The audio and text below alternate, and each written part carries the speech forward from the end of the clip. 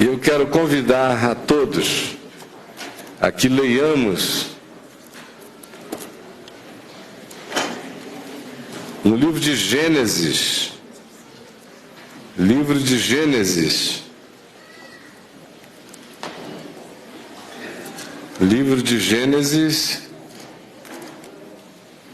capítulo 32,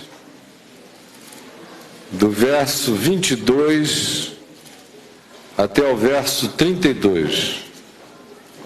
Livro de Gênesis, capítulo 32, do verso 22 ao verso 32. Daqui para frente, esforcemos-nos por fazermos silêncio total. Vamos evitar todo tipo de movimentação e prestem toda a atenção que vocês possam. Levantou-se naquela mesma noite Jacó, é quem se levantou, depois de ter saído da casa de Labão, o seu sogro, depois de ter tido um encontro no meio do caminho com Labão que poderia ter sido trágico, mas ele conseguiu contornar, depois de ter preparado uma comitiva de presentes para abrandar a fúria do seu irmão Esaú, por cujas terras ele iria passar na direção da terra de Canaã, mais especificamente da cidade de Siquém, aonde ele primeiro iria morar nesse seu retorno, depois de décadas de fuga. E ele, entre o envio desses presentes ao seu irmão, que jurara matá-lo, e o dia seguinte, que seria o dia do encontro com o seu irmão, e que ele temia que pudesse ser um dia de morte, é que acontece o texto que aqui nós lemos e que assim inicia. Levantou-se naquela mesma noite Jacó, tomou suas 2 mulheres, suas 2 servas e seus 11 filhos, e transpôs o val de Jaboque, é um pequeno ribeiro, tomou-os e fê-los passar o ribeiro, que hoje está na Jordânia, fez passar tudo o que lhe pertencia, ficando ele só. E lutava com ele um homem, até ao romper do dia. Vendo este que não podia com Jacó, tocou-lhe na articulação da coxa, deslocou-se a junta da coxa de Jacó na luta com o homem, que a Escritura diz mais adiante que era um anjo, na luta de Jacó com o anjo. Disse este, no caso o anjo, deixa-me ir, pois já rompeu o dia. Respondeu Jacó, não te deixarei ir, se não me abençoares. Perguntou-lhe, pois, o anjo, como te chamas? Ele respondeu, Jacó, que significa o dissimulador, ou o enganador, ou aquele ser mimético. Então disse o anjo, já não te chamarás mimético, já não te chamarás dissimulador, já não te chamarás enganador, já não te chamarás Jacó, e sim Israel, que quer dizer príncipe do Deus Altíssimo, e sim Israel, pois como príncipe lutaste com Deus e com os homens e prevaleceste. Tornou Jacó ao anjo, dize, rogo-te, como te chamas? Respondeu ele, por que perguntas pelo meu nome? E o abençoou ali. Aquele lugar chamou Jacó Peniel, pois disse, vi a Deus face a face, a minha vida foi salva. Nasceu-lhe o sol quando ele atravessava Peniel, este lugar da salvação do caráter de Jacó na graça de Deus. E manquejava de uma coxa, daquela mesma coxa que o anjo lhe tocara, quando vira que com ele não podia e o sol já nascia. Por isso, os filhos de Israel não comem até hoje o nervo do quadril na articulação da coxa, porque o homem ou o anjo tocou a articulação da coxa de Jacó no nervo do quadril, deixando-lhe uma marca no andar. Senhor Jesus, ilumina a tua palavra e o nosso entendimento. Em teu nome. Amém. Podem sentar-se.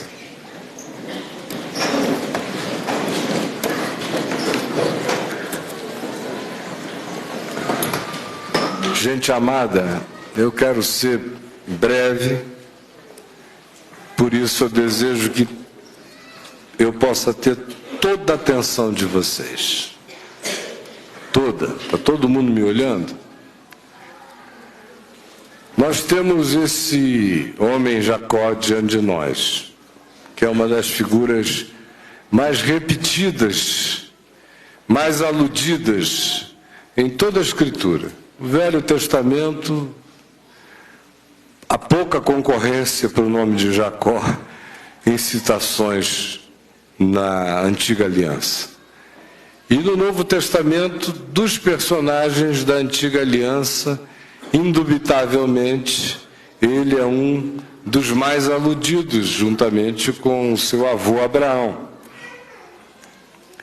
O que eu quero dizer a vocês hoje é que é uma coisa muito difícil ser neto de Abraão e ser filho de Isaac. É muito difícil. É uma coisa muito difícil ter história de fé atrás da gente. Muito. Eu fico vendo aqueles que entre nós não têm nenhuma história de fé, como as coisas são mais fáceis para eles.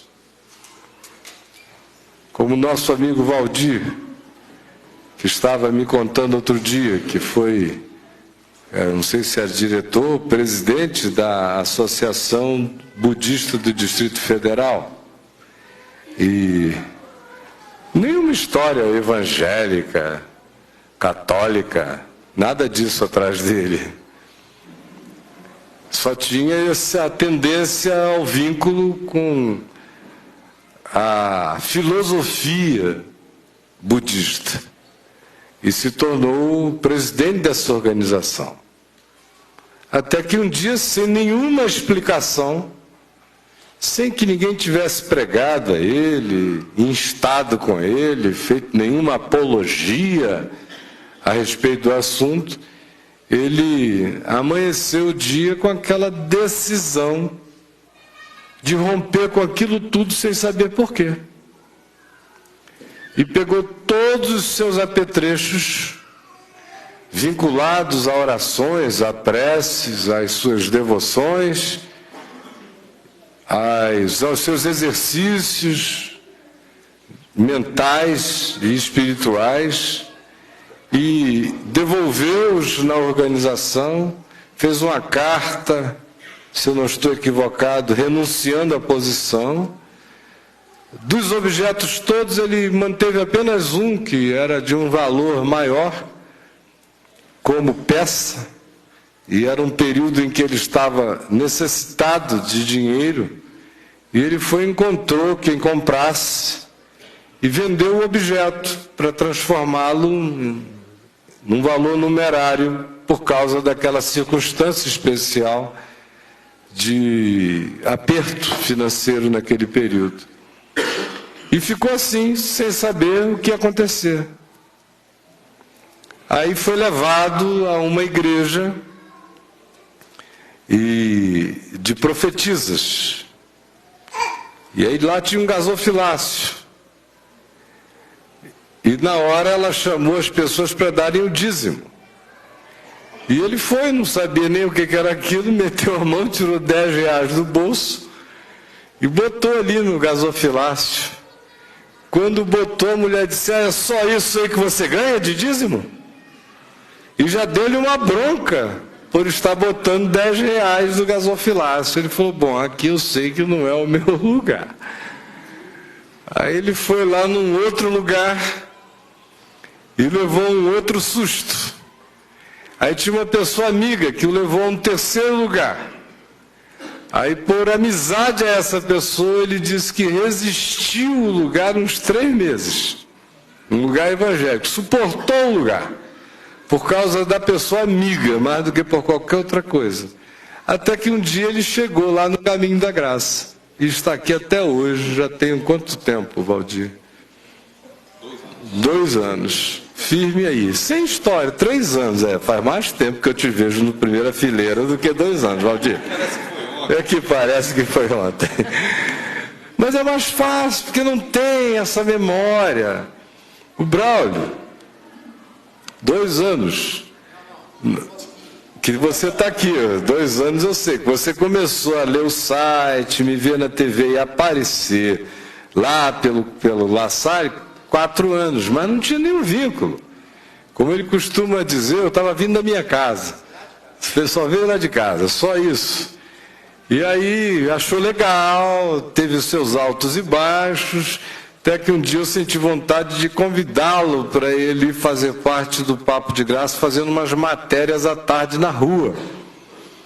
E aí devagar ele foi ficando para comentar as materinhas de rua e foi ficando lá para participar do programa. Ele trabalhava na TV Brasília, aí tinha que estar lá às 9h45, 10 horas, mas já não conseguia mais sair do Papo de Graça. Aí foi começando a se encalacrar lá na TV. Chegou uma hora que ele já chegava na TV 10 minutos antes do programa entrar no ar, e a TV reclamando. Aí chegou um dia que ele falou: eu estou numa sinuca de bico, o que é que eu faço? Digo: não vai mais lá não, fica aqui, rapaz, que a gente dá um jeito nessa história. E ele foi ficando só para ler as comunicações no chat. E aí um dia um programa muito especial entrou lá no coração dele, bombou o coração dele, passou uma semana chorando, desesperado, com medo de estar ficando doido. Ele dizia: será que eu estou ficando doido, Caio? Eu digo: nada, rapaz, isso é só o começo da maluquice. Mas não tem essa história, não é neto de Abraão, não é filho de Isaac, é só o Braulio. Assim como vários outros aqui. Eu dei esses 2 exemplos, que são os que estão mais à vista, à minha vista aqui. Mas quantos aqui, por exemplo, não são netos de Abraão e nem filhos de Isaac? Levantem uma de sua mão. Não tem nenhuma história evangélica, por exemplo, atrás de si. Olha que bênção. Aleluia, Deus os abençoe. São os bem-aventurados. Mas não se eximam do que eu vou dizer a todos. Incluam-se também.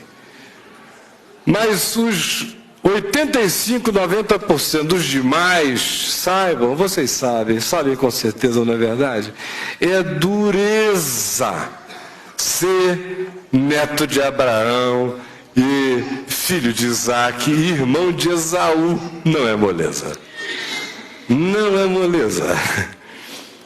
Essa coisa do meu pai tinha um vínculo com Deus. Papai teve a coragem de oferecer meu pai no altar em Moriá. Papai andou sem saber por onde ia, pela fé. Papai tinha visões, revelações de Deus, que falava com ele, era uma intimidade. Deus o chamou de meu amigo. Isso quando a relação é boa, não é? Agora, e quando é ruim? Meu pai dizia que era crente, mas era um canalha, safado, hipócrita dessa, sem vergonha, batia na mamãe. Mamãe vivia cantando naquele coral, mas a língua dela percorria a terra, era uma víbora, uma cascavel, era um horror. Já saía das reuniões descendo a mão em todo mundo, era uma invejosa, descontava todas as suas frustrações eróticas, porque meu pai não comparecia nem em dias santos na gente. Crescendo naquela casa, ainda de fingir que nós éramos felizes porque éramos de Jesus, foi uma miséria, um trauma. Como é a maior parte das versões. É ou não é? Isso é filho de Isaac.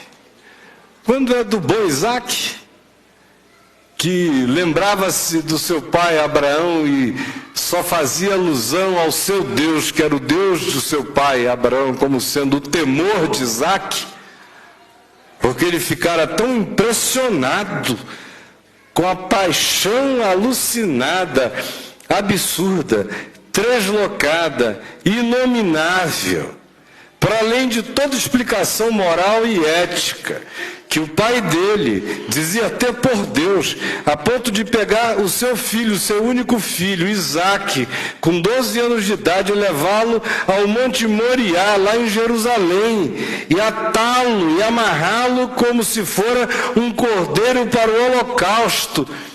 E estava mesmo a ponto de imolar o menino, e ele com os olhos abertos, assistindo aquela loucura, sem entender nada, e certamente perguntando: será que meu pai ama mesmo a Deus assim, e se isso é necessário, ou esta é a loucura das loucuras?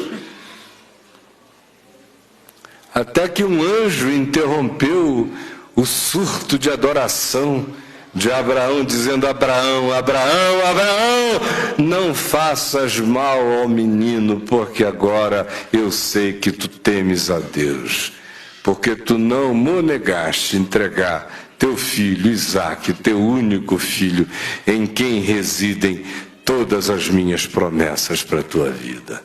E Abraão, olhando ao lado, contemplou um cordeiro que tinha sido preparado, um animal substituto, e ele ofereceu aquele animal no lugar de Isaque. Isaque carregou a imagem dessa impressão com poder tão veemente dentro dele, com tamanha profundidade, que o Velho Testamento, depois daquela experiência, toda vez que alude a Isaque, diz: o Deus de Abraão, o temor de Isaque, o Deus de Jacó. Isso quando é o pai cujo trauma é o trauma de saber que Deus é o absoluto, absoluto, e que a própria vida do filho está relativizada pelo amor sublime e supremo dedicado a Deus, e que não fica sofrendo de fobia do divino. Ao contrário, torna-se mais temente a Deus do que qualquer um outro antes dele, e vive uma vida pacatamente dedicada à serenidade de um dia depois do outro, diante do Deus que o trocara pelo cordeiro, que o remira do altar e que fizera repousar sobre ele a sequência das promessas de Deus feitas ao seu pai Abraão. Mas quando é aquele Isaque traumatizado, foi filho de um Abraão sacana, de um Abraão canalha, de um Abraão hipócrita, de uma Sara megera, daquele Abraão que não dava nada a Deus, que roubava da igreja, daquele Abraão que sonegava tudo, daquele Abraão que só tirava onda, daquele Abraão que não dava ponto sem nó, daquele Abraão interesseiro, daquela Sara mesquinha, perversa, e que cresceu aprendendo aquela malandragem, que à medida em que foi ficando adulto se tornou traumatizado a ponto de não poder nem ouvir falar em Deus, nem coisa alguma, nem em altar, nem em circuncisão, nem em holocausto, nem nada relacionado às práticas anteriores do seu pai, porque eles não carregavam o temor de Deus, eles carregavam acerca de Deus uma fobia do divino que os fazia rejeitarem, repudiarem qualquer que fosse a memória daquela história anterior.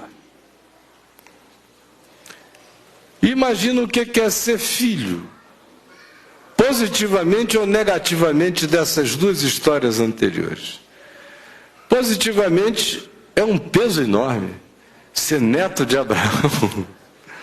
Pelo amor de Deus, eu não sou meu avô, cara. Me dá uma folga aí. Vovô que saiu lá da Mesopotâmia, ela jogou tudo pro alto, não sabia para onde ir, mas eu não. Eu quero ter meu carro, quero ter minha casa apropriadíssima.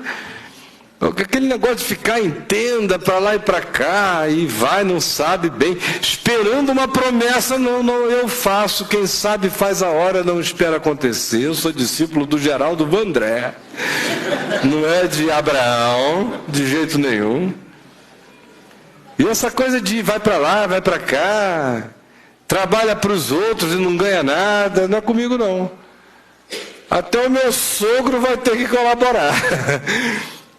Já me enganaram uma vez, me deram um gato por lebre, eu me apaixonei por uma das filhas, por Raquel, me entregaram Lia, e que tinha os olhos baços, só de manhã cedo é que eu fui ver com quem que eu tinha casado, ainda tive que trabalhar mais 7 anos para ficar com a segunda, um sogro desse cujo nome é Labão, e podia ser Lambão, era bem adequado a essa figura chamada Jacó, o dissimulador, mimético e enganador.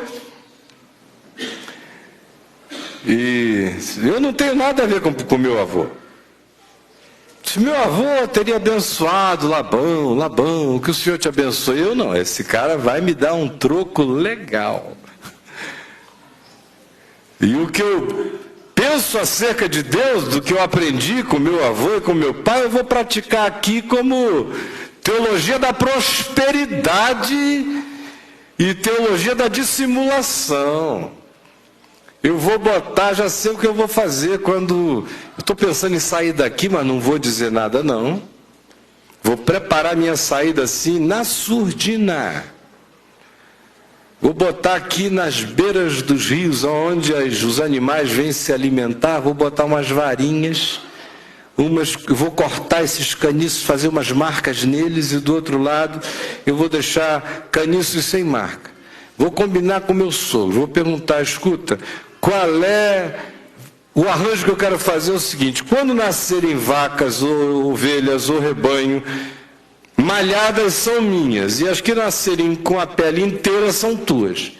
E eu vou levar tudo que é animal para beber água diante dos caniços que tem marca. E quando eles estiverem ali bebendo aquela água e olhando para aquela vara com aquelas marcas, eu vou estar iniciando um processo de somatização procriativa. O cara é de engenharia genética de energias sutis. Aí eles vão beber, é um ato assim visceral, beber a água olhando para aquilo ali. Também logo depois vão e transam, com aquela impressão, vai afetar até o gene. Ele tinha que vir dar aula aqui na UNB, o Jacó. Aí depois de um tempo, tudo que era crias que se dava no rebanho do sogro Labão, era tudo malhado. Aí o Labão disse, não está bom isso não, vamos trocar. Agora é o seguinte, você fica com as inteiras e eu fico com as malhadas. Só está dando malhada, aí o Jacó, não tem problema, sogrão. Aí ele botava lá, agora só juncos sem marcas. Aí lá vinha uns animais, aqueles juncos inteiros, sem nenhuma marca. Aí as ovelhas e as crias e os rebanhos só davam animais de pele lisa. E o Labão dizendo, não é possível, vamos trocar de novo. Aí ele só trocava as varetas, vamos trocar de novo. Esse é o Jacó, que ia na corrente das sextas-feiras da ovelha da marca. Ovelha da marca, terça-feira da ovelha sem marca. Esse é o Jacó. Cheio de mandinga, cheio de truque. Na hora de deixar o sogro, ele não avisou nada. Disse, eu lá vou avisar, depois esse cara fica doido, não deixa eu sair. Saiu de madrugada, escondido. Quase houve uma catástrofe no caminho, porque o Labão pegou todos os homens dele, foi atrás de Jacó. E aí Jacó teve que passar a conversa no sogro, e ajeita para cá e ajeita para lá. Jacó era assim um Zé Carioca, era um ajeitador, era aquele cara que levava tudo no bico, na conversa. Aí vai e apronta. Já tinha deixado a casa dele por causa de um problema com o irmão Esaú. Vocês lembram da história? De como ele roubou a bênção do irmão, a bênção da primogenitura. O irmão veio do campo com uma fome danada e ele preparou um guisado delicioso e estava ali assim, fingindo que comia aquilo ali assim, ó, com aquele prazer. Meu Deus, que coisa deliciosa! Aí Esaú veio com uma fome enorme de Jacó, me dá um tasquinho, só um pouquinho que eu estou caindo de fome, eu não como há não sei quanto tempo caçando, e eu estou desesperado de fome, uma colherada, 2, 3, um pouquinho. Aí o Jacó diz, não. Por favor, Jacó, só vamos fazer o seguinte, eu te dou a botija toda, mas me dá a tua bênção de primogenitura. E o Esaú, translocadamente, diz, que me adianta ter uma bênção de primogenitura se eu não vou viver para recebê-la? Com essa fome que eu estou, eu vou morrer. Ele foi irresponsável à beça. E trocou o prato de lentilhas pela bênção da primogenitura. E o Jacó disse, aleluia. E ele é desse tipo, que disse, eu acredito na transferência, passou de lá para mim. Ele só não sabia que, pela ciência mais moderna, ele era mais velho, de fato, do que o irmão gêmeo dele, Esaú, que na antiguidade fora o que nascera primeiro e era considerado o mais velho, só porque saíra primeiro da madre. A bênção era para o primogênito, sem que cientificamente ninguém soubesse disso. Na realidade, ele não estava roubando nada de ninguém, conquanto ele tivesse feito isso com a intenção de roubar, de afanar. Mas do ponto de vista científico, ele, que como gêmeo fora o segundo a sair, tinha sido o primeiro a ser gerado no ventre, era primogênito por segundos antes, como hoje se sabe. Mas não havia esse conhecimento genético.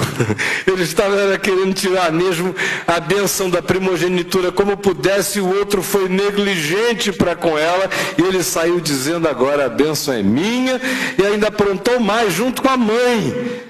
Se vestiu do irmão, que o irmão era peludo, ele era liso, e botou as roupas do irmão, botou uns pelos pregados bem amarrados nos braços, para que o pai dele, que já estava meio cego, o Isaac, quando fosse abençoar o irmão antes de morrer, pensasse que Jacó era Esaú, e lá vai Jacó no lugar de Esaú. Quando Isaac disse, chamem por favor a meu filho Esaú, para que eu o abençoe com a minha bênção, porque eu vou retirar-me para a eternidade, para os meus pais. Aí a Rebeca pegou e mandou que Isaac fosse no lugar e prepararam esse negócio todinho. Lá chega ele com roupa de Esaú, com os perfumes de Esaú, com pelo assim, simulando um homem muito peludo. E ele chega, estou aqui, meu pai. Aí o pai cegueta, coitado, disse, não parece a voz de Esaú. Disse, mas sou eu, teu filho Esaú, papai. Olha só a cara de pau. Aí o pai diz, vem cá. Aí, com efeito, a voz não é de Esaú, mas o cheiro é. É sim, Esaú. Aí abençoou Jacó com toda a bênção do primogênito, que era um negócio maravilhoso. E o Jacó disse, essa é minha, ninguém tasca. Quando Esaú chegou do campo, que ficou sabendo o que tinha acontecido, quis matar o cara. Foi lá chorar com o pai, dizendo, porventura tu tens só uma bênção? O pai disse, não, eu tenho 2, eu tenho 3, mas aquela ali é irrepetível. E o abençoou também, mas não era a mesma coisa. E Esaú jurou matar Isaac, por cuja razão Isaac foi embora peregrinar na casa do sogro, de onde ele está de volta, e agora querendo preparar um encontro com seu irmão apavorado. será que amanhã é o dia da minha morte? Já escapei do sogro, será que eu escapo do meu irmão? Aí ele monta a seguinte estratégia. Ele prepara um bando de 30 cabras e não sei quantas ovelhas. Aí vai separando bandos de 30 e 20, 30 e 20, 30 camelas de leite, com mais uns 10 ou 20 outros animais do mesmo naipe. Prepara 4 ou 5 fileiras de presentes animais. Chama seus servos e lhes diz: vão adiante de mim, bem espaçadamente um em relação ao outro. Quando vocês encontrarem Esaú, que está vindo de lá para cá, e que ele vier andando e vocês forem prosseguindo por aqui, com distância aí que não diz a Bíblia, mas talvez quilômetro, para não se perceber a chegada já do outro grupo, que ele perguntar: a quem pertencem esses animais? Vocês dirão: pertencem a Jacó, que traz de presente ao meu senhor Esaú, o servo dele. Aí diz que pode ser que assim eu vá aplacando o coração dele. Aí vem o primeiro grupo: a quem pertencem esses animais? Pergunta Esaú. A resposta: a Jacó, que mandou de presente ao meu senhor Esaú. Ele, até o servo dele já vira servo de Esaú. Aí Esaú, aí daqui a pouco Esaú continua. Aí daqui a pouco vai outro grupo: a quem pertencem esses animais? A Esaú, a Jacó, que dá de presente ao meu senhor Esaú. Aí quando vem o quinto grupo, atrás do quinto grupo lá vem Jacó. Jacó, vou te dizer, ele se formou em publicidade e marketing, ciências políticas e outras coisas mais. Ele fosse para o Itamaraty, ele não tinha deixado o Lula ficar de brincadeira com a Ahmadinejad, jamais. Só que é isso, rapaz. Hugo Chávez é muito perigoso nessa hora. Enfim, ele sabia com quem se relacionar. E como ia aplacando as fúrias e as iras. De modo que quando ele vem a encontrar posteriormente o seu irmão, eles se reconciliam. Só que entre aquela hora final e esta narrativa da noite que nós lemos aqui, tinham passado apenas os presentes diante dele. O encontro dele com seu irmão seria efetivamente no dia seguinte. Imaginem como é que ele está nessa noite. Aflição, angústia. 1000 aflições. Aí ele faz passar as 2 mulheres, as 2 concubinas dele, com os filhos dela, para o outro lado do Val de Jaboque, deixa-as lá, se retira para um penhasco, um lugar mais acima, fica sozinho na noite, numa inquietação enorme, vivendo uma crise que já tinha iniciado no coração dele algum tempo antes, enquanto ele habitava a casa do seu sogro Labão, quando ele começou a ter experiências de uma outra natureza, um desejo enorme de voltar para casa, uma vontade de retornar às raízes, de reencontrar as pessoas que ele amara um dia, quando ele começa a querer sentir o cheiro da família, começa a querer retornar para o ambiente de Abraão, de Isaac, começa a desejar ver se aqueles que tinham servido a seu avô e a seu pai ainda estão vivos, começa a querer ser ele próprio herdeiro das promessas que um dia ele ouvira, que corriam dentro daquela casa, daquela saga, daquela linhagem, daquela genealogia, daquele historiar de fé. Aquilo tudo começa a crescer dentro dele. Foram anos e anos e anos até que ele fosse se despertando mais vivamente para aquele interesse. E lá vem ele.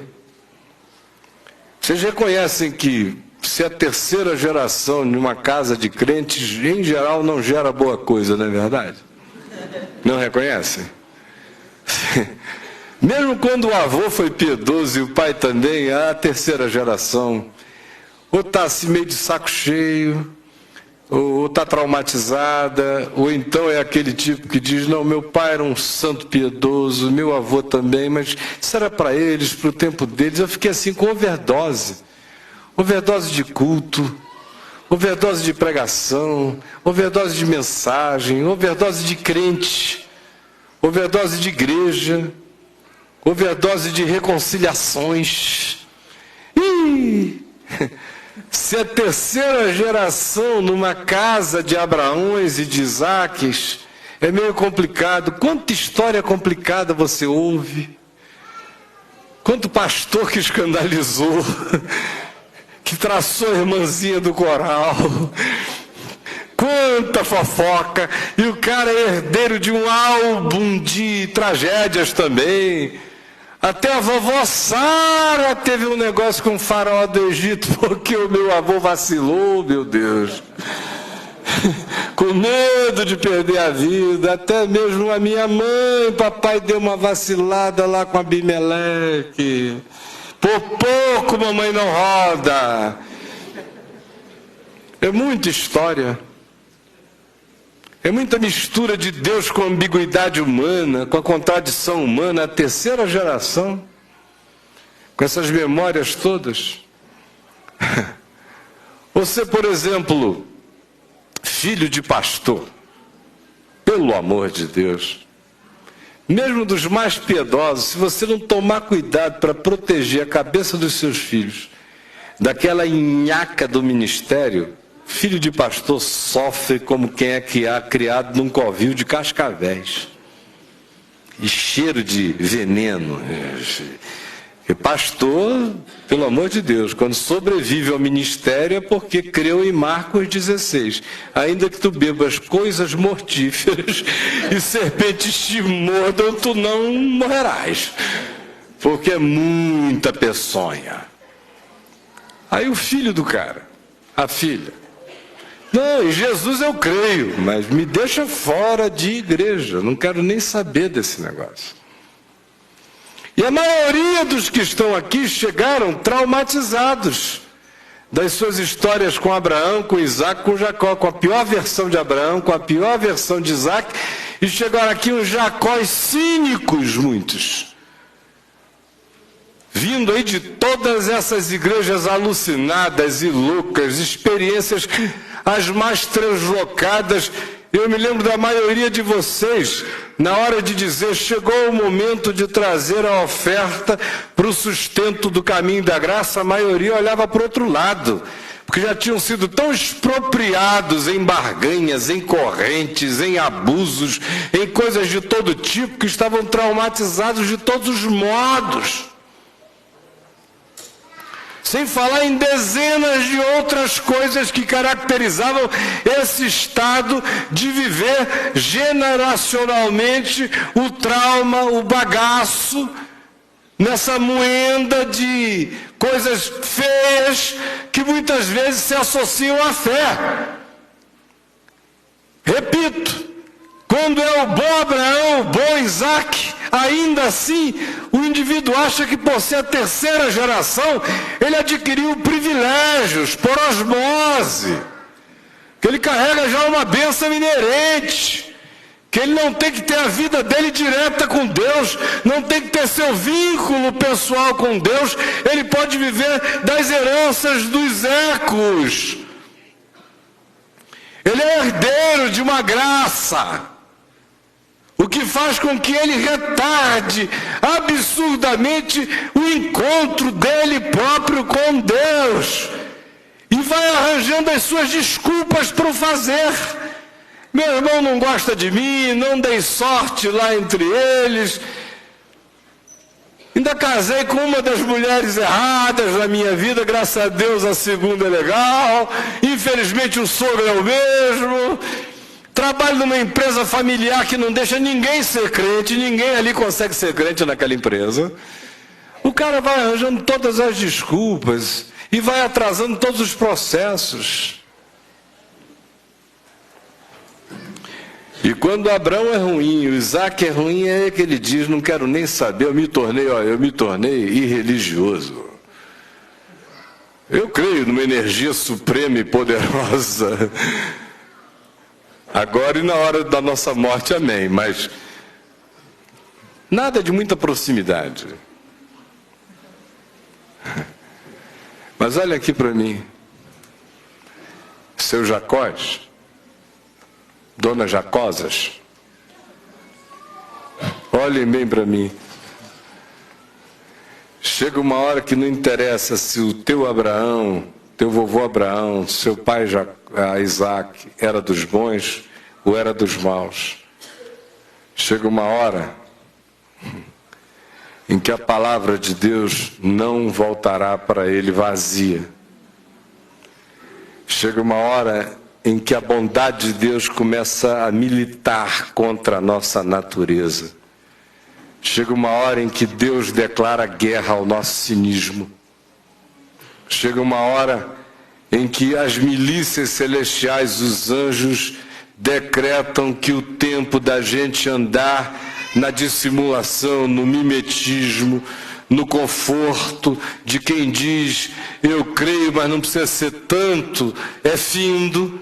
Chega uma hora em que os céus gritam que você vai enfrentar a Deus. Chega uma hora em que Deus mesmo se faz homem e vem brigar com você.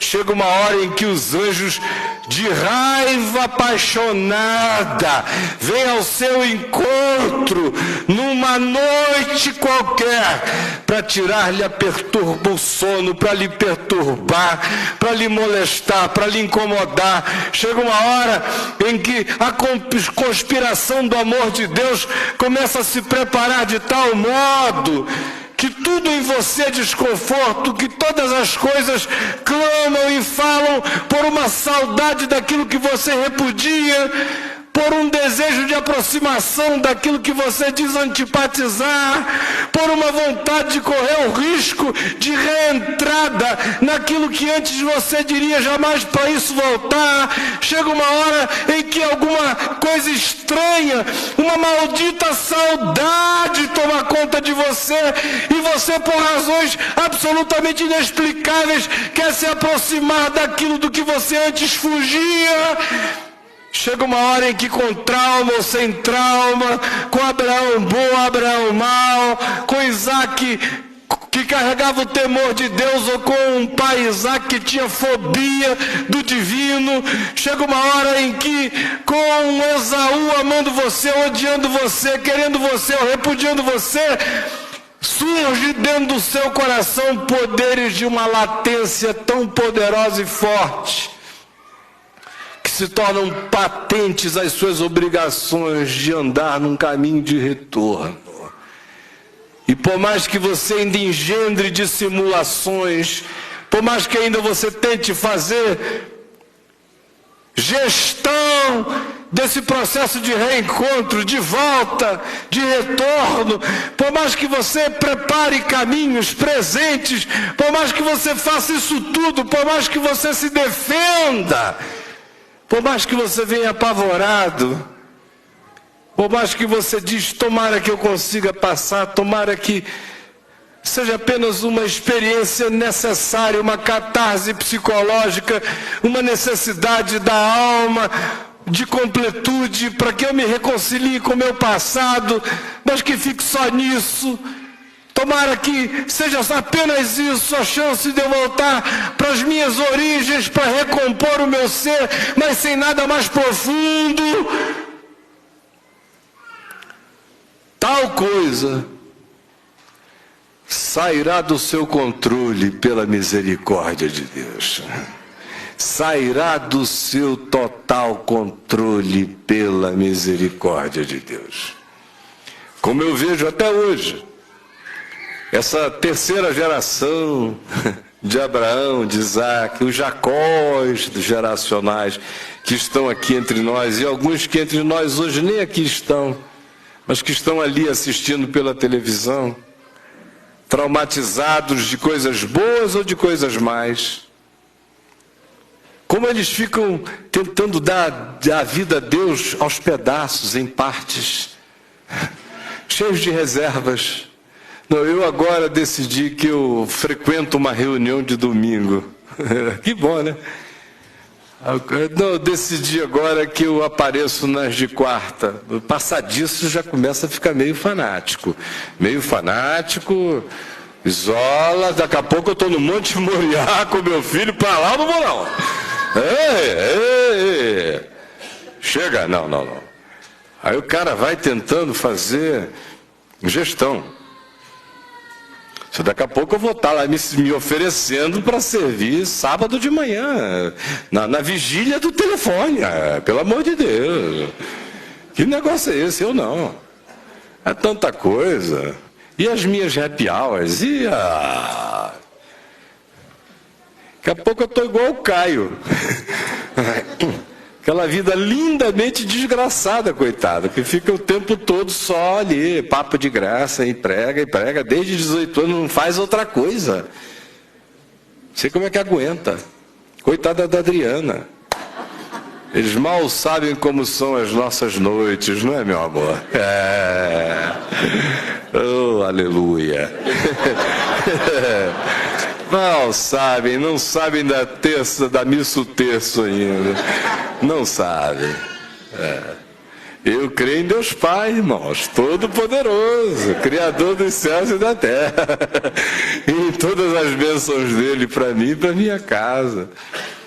E para mim e para minha mulher também.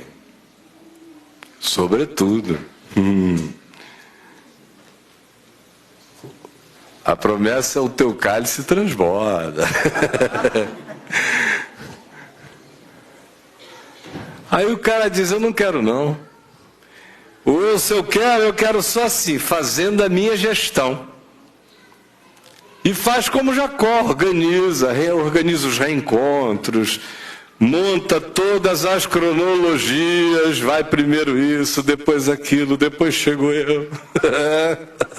Tá crente que ele vai conseguir, como bom dissimulador, como bom ser mimético, como bom enganador de circunstâncias, enganar a própria existência, enganar a vida, enganar a verdade de Deus e sair vencedor. Aí o último ato dele é botar a família do lado de lá.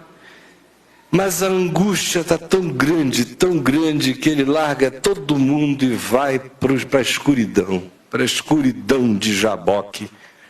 Vai para o nada, some, desaparece, vai para um lugar onde ninguém pode vê-lo, ninguém pode encontrá-lo, sob hipótese alguma. E ali, naquele lugar de escuridão, que vem ao encontro dele, Deus com cara de um homem, um anjo, e ele sai no cacete. O pau canta. E e um janto outro, atropela para lá, atropela para cá, e Jacó e o anjo, pernada em Jacó, e Jacó bandeia o anjo, e não sei o que, e vai a noite inteira. Mas ele sai no pau a noite inteira, literalmente. O que eu acho maravilhoso desse texto é o seu elemento grotesco. É esse UFC, esse MMA, Mixed Martial Arts, entre Deus e o homem. Esse vale tudo. Vem que tem, pá, e não tem juiz, não tem contagem de round, não tem tempo para acabar. E estão lá, brigando.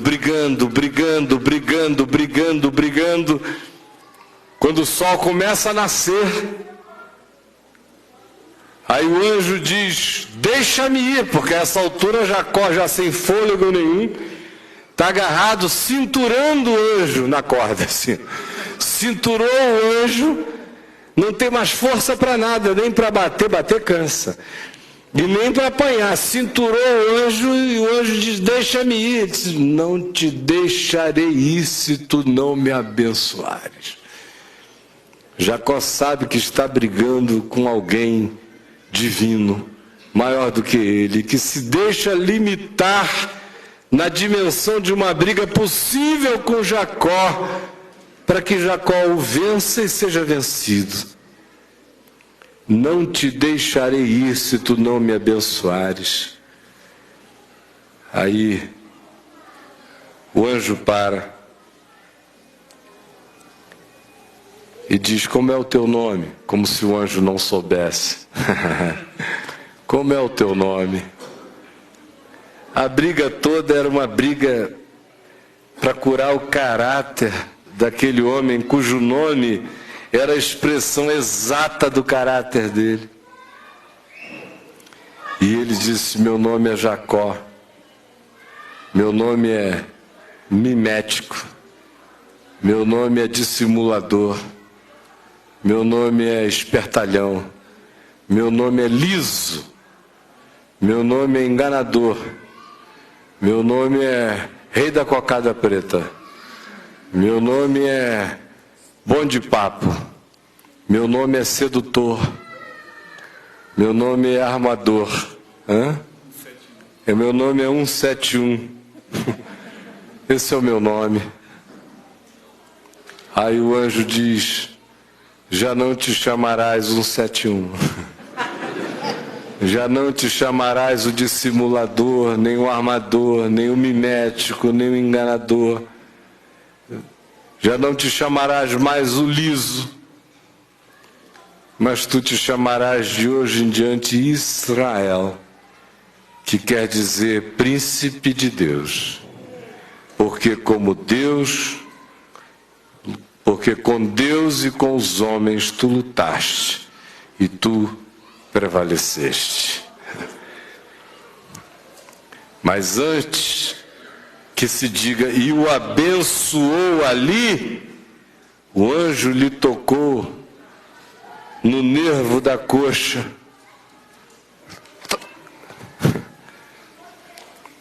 E deslocou o tendão aqui da coxa de Jacó. Mais sério do que o caso do Ronaldinho. Tuf!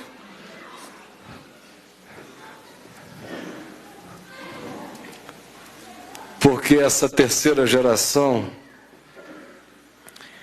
vai ter que carregar essa marca do amor que fere, da graça que machuca, da salvação que faz a gente mancar ereto, para que as próximas gerações lembrem da gente. Nunca mais comam do nervo da articulação da coxa, como memorial eterno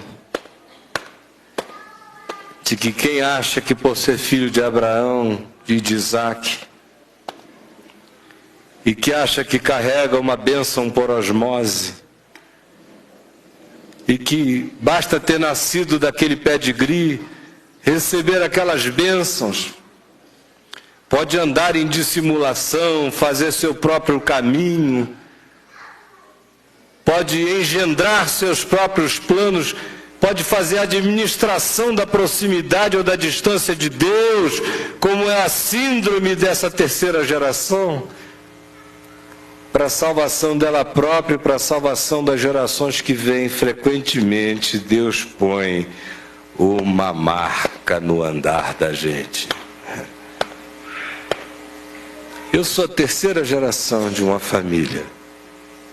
A primeira é minha avó.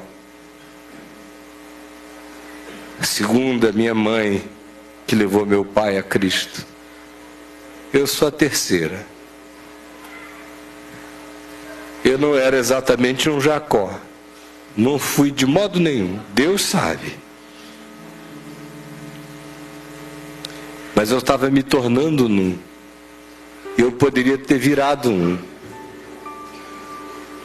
um Jacó muito fino, muito educado, muito dissimuladamente piedoso. Quando chegou a hora em que eu achei que eu podia fazer meus próprios arranjos na minha vida. Todo mundo fazia coisas tão grotescas, eu não fazia nada, eu tinha sido sincero minha vida toda. Tinha chegado a minha hora de fazer pequenos arranjos. Mas o Senhor me amava tanto, tanto, tanto, tanto, que não me deixou ficar décadas naquilo ali. Não me deixou ficar nem anos. Não me deixou nada. Ele veio logo como uma águia alucinada na minha direção. Mal eu comecei a fazer os meus arranjos, e o anjo chegou doido, chegou louco de ciúmes. E eu não digo que nós não brigamos. Eu resisti como eu pude. Deus sabe que houve um dia em que eu disse: deixa eu ter um pedacinho de vida para mim. Um pedacinho. Todo mundo vive as suas vidas para eles mesmos, para eles próprios. Eu tenho dado a minha vida a ti desde que eu sou mocinho. Me dá um pedacinho para mim, para eu fazer o que eu quiser. E o Senhor me agarrou e a gente se embolou nas noites escuras. Até que eu disse a ele: eu não te deixarei ir se tu não me abençoares. Em horas mais graves e fatídicas e finais do que vocês possam conceber.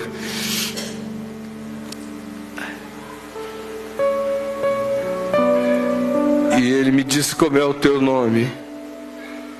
E eu disse: o meu nome é Caio.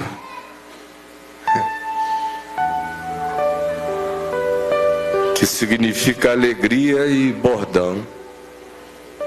Mas que naqueles últimos tempos tinha se transformado exatamente naquilo que soa na língua portuguesa. Caio. E ele disse: tu te chamarás Caio. Para lembrança em ti mesmo do que na tua língua, como verbo, isso significa, de que tu és passível de cair. E te chamarás Caio, pela bênção do teu Pai, dando-te esse nome com a consciência do seu significado. Porque eu te separei para que tu sejas um bordão e para que tu sejas alegria. Fique em pé e eu falarei contigo. E nunca Deus falou tanto comigo como tem falado comigo. Nunca os céus estiveram tão claros, nunca tudo esteve tão meu. Eu sou muito feliz pela minha herança, pela minha vozinha que primeiro creu, pelos meus pais que amaram a Deus e me ensinaram o temor do Senhor. Mas hoje não tem nada em mim que necessite ou que recorra a eles. Eu atravessei um val do Jaboque só meu e dele. Sem mulher, sem filhos, sem parentes, sem história, sem ministério, sem ninguém.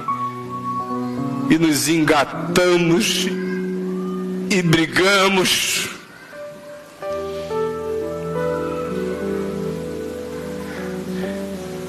E aí se estabelece o paradoxo dessa bênção espiritual, que é quando a vitória de Deus é ser vencido pelo homem, e a vitória do homem é ser vencido por Deus.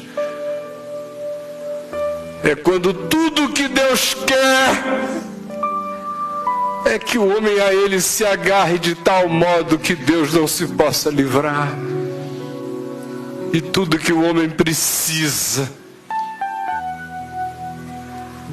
é da bênção que o faça mancar, lembrando a vida inteira a quem ele pertence de fato. Hoje eu olho para o meu caminhar e vejo que eu manco. Muita gente diz, ali vai o manco.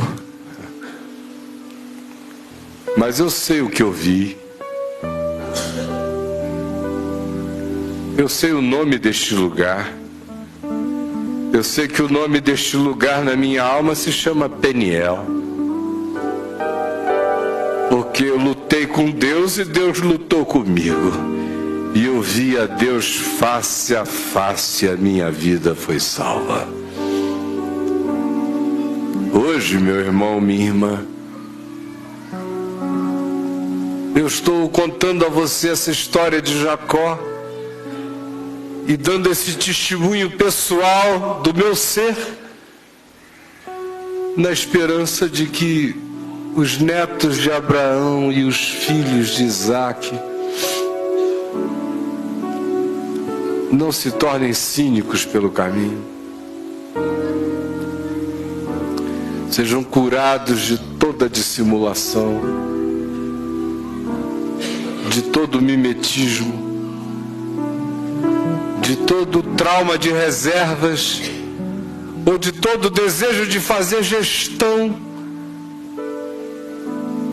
Fiquem curados de todas as lembranças, de todas as overdoses, e que tomem hoje a decisão de que o mundo começa a partir do atravessar desse val de Jaboque na sua alma, dessa noite só sua e de Deus, da escuridão desse encontro, desse conflito de graça.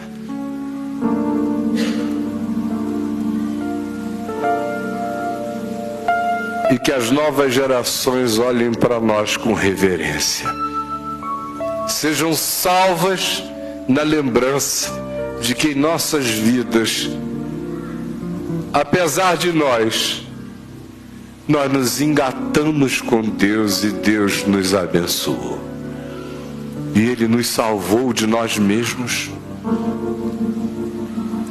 E nós vencemos Deus porque fomos vencidos pela bênção de Deus na nossa vida. E se ficou alguma marca, e essa é uma geração que carrega marcas diversas, marcas familiares, marcas conjugais, marcas morais, marcas emocionais, marcas psicológicas. Nenhuma delas nos impedirá de andar na direção de todas as reconciliações que a gente tem que fazer. E aqueles que nos assistirem verão o nosso manquejar como uma liturgia do amor de Deus. Verão a marca que está sobre nós como um sinal da gravidade, da graça de Deus, que não é barata. É gratuitamente cara, porque para nós não custou nada, mas ela é o resultado do precioso sangue do Cordeiro, como sem defeito e sem mácula, o sangue de Cristo, com efeito conhecido desde antes da fundação do mundo e manifesto a nós nesses dias. É uma graça que resulta da briga do Espírito Santo conosco, da revolta dos anjos por amor a nós. E que nós todos digamos: eu não te deixarei ir se tu hoje não me abençoares, e não abençoares a minha vida e a minha casa.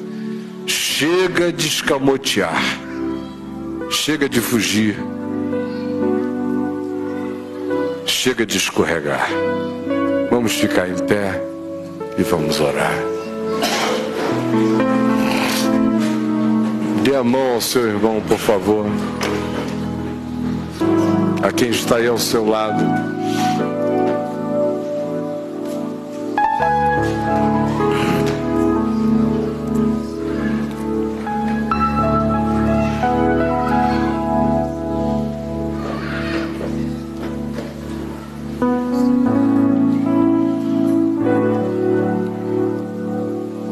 Senhor Deus dos nossos pais, Tu és o nosso Deus, Tu és o meu Deus, Tu és o Deus de Jacó, Tu és o Deus do que erra, do que pensa ser esperto, do que acha que aprendeu demais com as gerações anteriores e que pode fazer seu próprio caminhar. Tu és o Deus desse vermezinho de Jacó. E Tu nos disciplinas para aproveitamento. Tu vens ao nosso encontro na noite escura e nos perturbas. E nos tira a paz, nos tiras o sono, nos angustias, nos deprimes, nos infelicitas para o nosso bem. Nos panicas, porque nos amas. Tu bates na nossa cara. A gente leva pernadas tuas e rebola pelo despenhadeiro e volta até que a consciência acende e a gente se agarra a Deus. E a gente diz: eu não te largarei, eu não te deixarei. Não é por causa de meu avô Abraão, não é por causa de meu pai Isaque, é por minha causa. Eu não te largarei, eu quero a tua bênção. Eu não quero a bênção do meu pai, nem do meu avô, eu quero a tua. A tua bênção. Eu já tive muitos ciúmes espirituais, querendo bênção de pai, de mãe. Hoje eu abro mão de todas as bênçãos, eu quero a tua bênção. A tua. Eu já fiz muita questão da bênção da igreja, da bênção dos irmãos. Hoje eu abro mão de tudo, eu quero a tua bênção.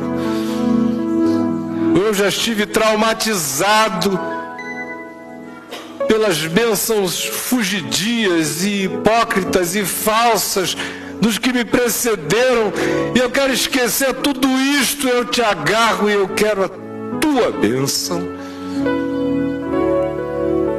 Salva-me de ser apenas um herdeiro do temor de Isaque e da obediência de Abraão. Eu quero te obedecer como Abraão e mais do que Abraão. Eu quero te temer como Isaque, mais do que Isaque. Eu quero te temer como a mim mesmo e te obedecer em mim mesmo. Salva-me dos traumas, das heranças ruins, das memórias ruins, dos predecessores hipócritas, dos pais que nos condicionaram e nos ensinaram mal, ou das experiências culturais da religião que nos foram fatídicas ou no mínimo fastidiosas e que nos tiraram o apetite espiritual e nos marcaram para o mal. Cura-nos desses traumas todos e hoje nós te dizemos: obrigado pela angústia que tu nos suscitaste, obrigado pelo desconforto.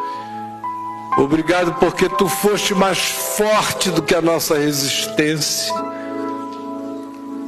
Obrigado porque um novo dia nascerá sobre nós, com um novo nome sendo dito a nós, com um novo caráter sendo construído em nós, com a bênção de um interior renovado, de uma constituição reformada no teu amor, regenerada no teu espírito.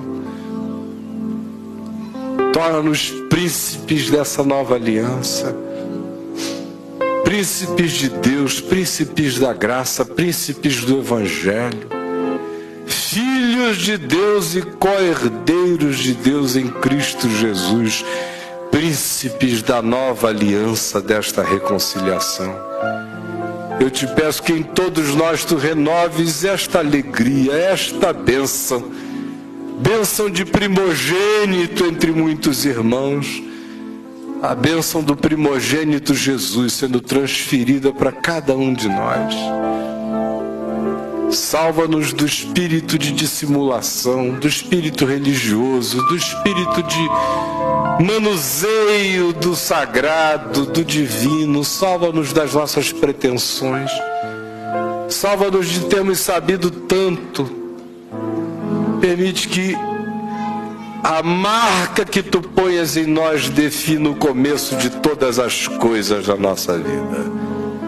Obrigado pelas tragédias que nos marcaram e que nos ensinaram que a vida era nossa, que o caminho era nosso e tinha que ser nosso contigo, só nosso contigo. Nós te damos graças por qualquer marca, por qualquer manquejar, porque ele crescerá na memória dos nossos filhos, como sinal da tua bondade na nossa vida, não nos deixando entregues à nossa própria sorte, nem à nossa disposição mental reprovável. Eu te peço assim para mim, como peço por todos os irmãos aqui e em todos os lugares da terra onde estamos sendo agora vistos, e a tua palavra igualmente rebumba com a mesma força, com o mesmo poder. E que o Senhor Deus eterno, de Abraão, de Isaque, de Jacó, meu Deus, seu Deus, Deus da nossa vida, nos abençoe e nos guarde. Que Ele faça resplandecer o seu rosto sobre nós nesse val de Jaboque e tenha misericórdia de nós. Que Ele sobre nós levante o seu rosto, nos encha de luz, nos ilumine no Espírito Santo e nos dê alegria no novo nome, na nova vida, no novo caráter, no chamado que se renovou para nós e para a bênção daqueles que de nós procedam nesta vida, hoje e sempre, em nome de Jesus. Amém e amém.